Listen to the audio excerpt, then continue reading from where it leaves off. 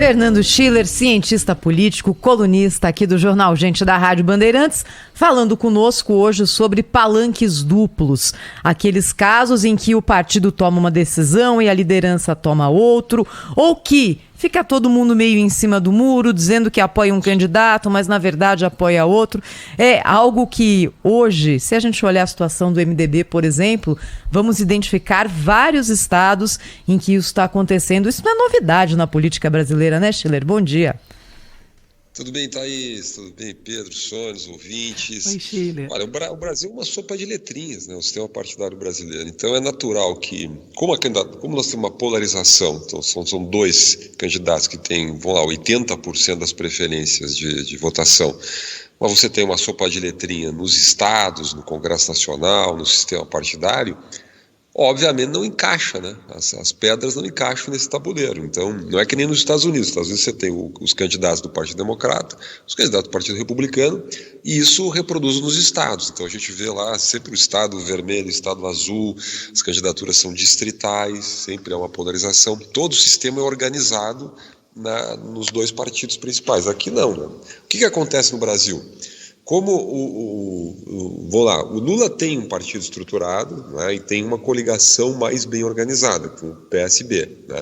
Mesmo assim, está cheio de traição por aí, cheio de problema. A gente viu agora as vaias lá em Recife, lá em Pernambuco.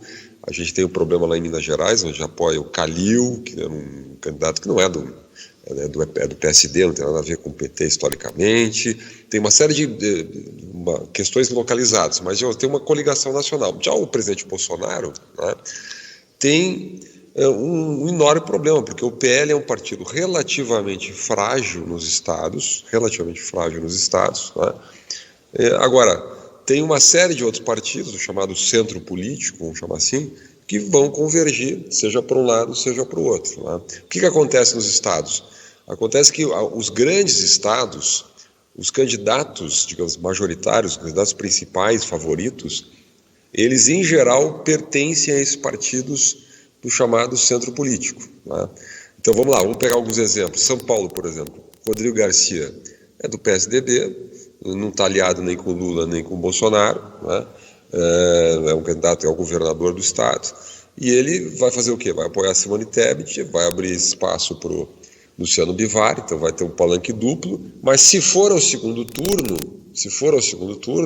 a tendência é uma polarização, Bolsonaro para um lado, Lula para o outro. Se houver essa coincidência, né, de ter dois turnos, de ter, né, e ter nacional e estadual. Se você vai, por exemplo, lá para a Bahia, por exemplo, a Semineto de União Brasil, ele tem mais de 50%, é amplamente favorito. Só que não tem candidato oficial nacional. O candidato dele é o Luciano Bivar, mas cá entre nós, né? Ele não vai carregar o Luciano Bivar, ele vai fazer um apoio protocolar e vai abrir o palanque para todo mundo. Então ele vai dizer, olha, se a Simone Tebet estiver aqui, a nossa parceira, etc., né? E vai, digamos, discretamente liberar as bases regionais, né, para o apoio basicamente ao Bolsonaro, mas se vier apoio ao Lula, também não tem problema. Né? Então a regra, basicamente, isso acontece em vários estados. Pega o Ceará, por exemplo, quem tem que estar liderando a pesquisa é o capitão Wagner, que é do União Brasil e que é um histórico associado, né? Se elegeu deputado, se elegeu pelo bolsonarismo, então é associado ao Bolsonaro. Só que ele meio que foge do Bolsonaro. Por quê? Porque ele é o Nordeste. Lá no Nordeste, Lula tem quase o dobro, na verdade, do que o Bolsonaro na média das pesquisas do Ceará.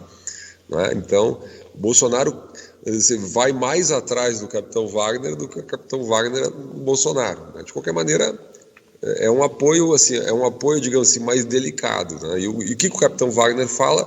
Palanque duplo. Ele diz, olha, aqui a prioridade é regional, nós vamos abrir espaço para Simone Tebet, se precisar abrir um espaço para o Luciano Bivar. Enfim, se os eleitores do Lula quiserem votar em mim, também não tem problema. Já é o oposto, por exemplo, no Paraná. Se você for para o Paraná, como o Bolsonaro é candidato favorito no Paraná, tem 10, 11, 12% à frente do Lula no Paraná em pesquisa, né, o Ratinho Júnior, que é do PSD, ali é um casamento, eu diria assim, uma união quase perfeita, porque interessa para para o Bolsonaro o apoio ao Ratinho Júnior, porque é favorito, e interessa ao Ratinho Júnior o apoio ao Bolsonaro, porque é favorito lá no estado. Ao contrário, por exemplo, de Minas Gerais. Minas Gerais, o PSD também tem candidato, que é o Alexandre Calil, né? Mas é um candidato bom, que apoia o Lula. Então, para ver como a sopa de letrinha no Brasil é complicada.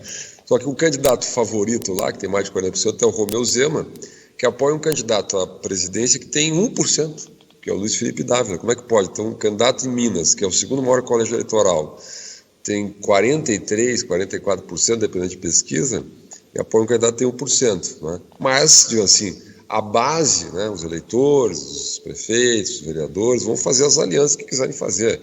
Se for para o segundo turno, o Calil com o Romeu Zema, vai ter uma divisão muito clara, Lula para um lado, Bolsonaro para o outro. Né? E é quase um casamento, ali tem quase um casamento, é uma união civil, assim, informal entre o Romeu Zema e o Bolsonaro pelo perfil do eleitorado. Né? A regra geral é o seguinte: quando o candidato do estado digamos assim, ele tem força, mas ele não é super favorito, como Bahia, como Romeu Zema, etc.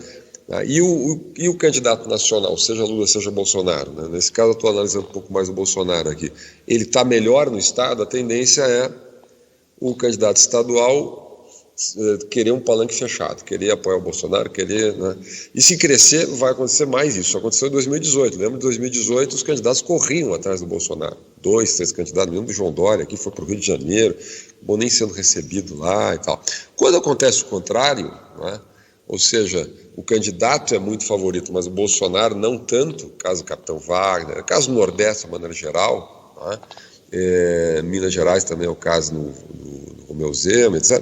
Então, é o contrário, o candidato estadual ele fica com um discurso do palanque duplo, faz um jogo assim, né, mais moderado. É o caso, por exemplo, do Cláudio Castro no Rio de Janeiro.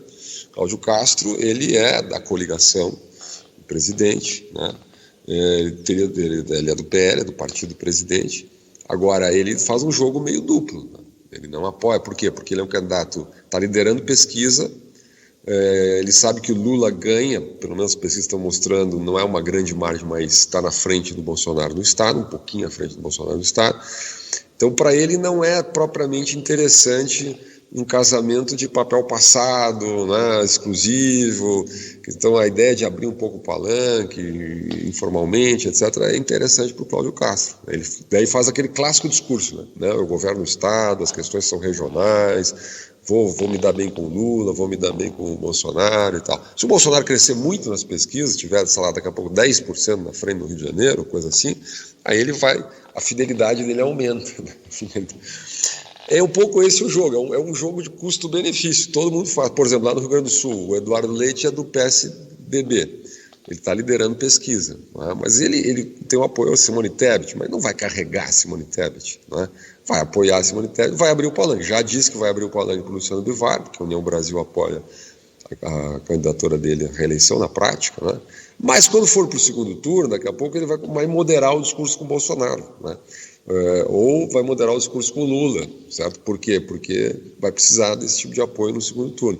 Lá no Rio Grande do Sul tem uma característica curiosa, que a polarização do Eduardo Leite não é com o PT, não é com a esquerda, como historicamente foi. A primeira vez, acho que na história da política gaúcha, que a polarização vai ser com a direita, né? Representada lá pelo Onyx Lorenzoni. Poucos estados têm chapas assim, que são casamentos perfeitos dentro da coligação, assim.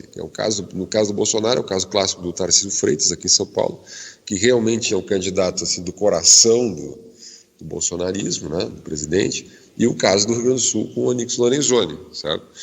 Mas a maioria dos estados tem essa característica híbrida, né, os chamados palanques duplos, que interessam, no fundo, aos candidatos ao governo estadual, porque abrem espaço para eleitores de outras candidaturas nacionais, né? Schiller, a gente queria te ouvir também sobre o lançamento ontem da candidatura do Bolsonaro, oficialmente, né, no Maracanãzinho, lá no Rio de Janeiro. Qual é a análise que você faz aí das palavras que foram ditas e escolhidas pelo presidente da República, ataque ao Supremo Tribunal Federal, aos ministros do Supremo? surpreendeu de alguma forma, alguma posição, ou Bolsonaro foi mais esperado do que nunca, hein? Olha, Pedro, tem uma diferença entre a palavra ataque e a palavra crítica, né? Eu assisti o discurso lá, assistirei também o do Lula, e eu acho que ele fez uma crítica, né? Ele falou dos juízes, ele não citou nominalmente, ele falou mais... Falou surdos de capa preta, né?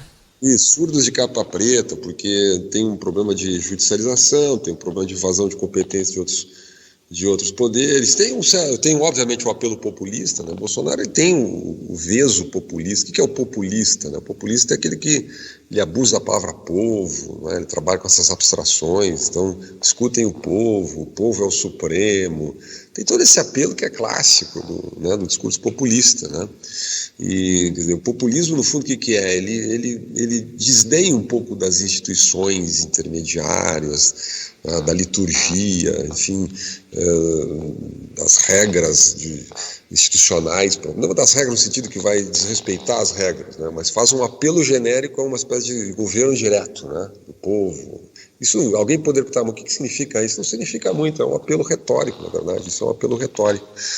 Então, não acho, eu acho que foi um discurso, eu acho que houve uma orientação clara do marketing da campanha para fazer uma convenção mais soft, né? Lembro que eu brinquei aqui na sexta-feira que a tradicional imprensa de oposição ao presidente iria dizer que foi um discurso golpista, que foi um discurso horrível, que houve ataques, não sei o quê e tal. Bom, está moderado, a reação hoje, obviamente acordo cedo aqui, vejo muito o que está escrito, está moderado, porque foi uma orientação realmente, eu acho, do comando da campanha de fazer um lançamento mais moderado, né? Muito apelo à questão das mulheres, a gente até antecipou isso aqui na sexta-feira também, a Michelle era uma dúvida, a Michelle Bolsonaro acabou fazendo, foi o ponto alto ali do evento, porque ela criou uma expectativa, ela falou muito bem, deu um tom emocional, muito tom religioso. A campanha Bolsonaro ela tem um perfil, digamos assim, evangélico, religioso muito forte, né? Então, tem momentos ali, parecia um culto, né? Muito apelo patriótico, é clássico, digamos assim, foi um grande espetáculo para captar imagens, mobilizar, porque aquilo foi amplamente transmitido para as bases, digamos assim, de apoio do presidente nos estados, né? Para gerar emotividade. Então, apelo à religião, à família, aos valores, à bandeira, críticas ao comunismo. É um clássico discurso para mobilizar a militância. O que é interessante isso, né? Eu acho que existe na lógica da campanha do Bolsonaro a ideia de que ele tem uma vantagem. Qual é a vantagem dele?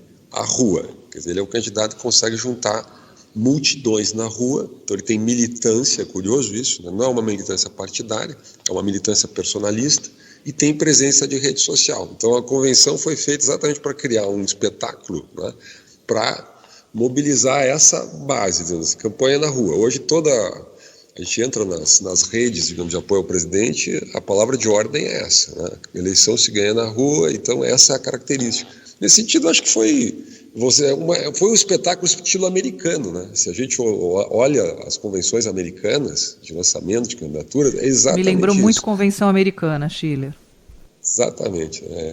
É aquele apelo nacionalista, muita bandeira, tom emotivo, a mulher do candidato fala. Pô, lá nos Estados Unidos a Michelle Obama aparecia na hora certa, sempre tem aquele depoimento da esposa. Então foi uma convenção americana. Acho que tem algum marqueteiro ali que estudou bem como é que funciona nos Estados Unidos.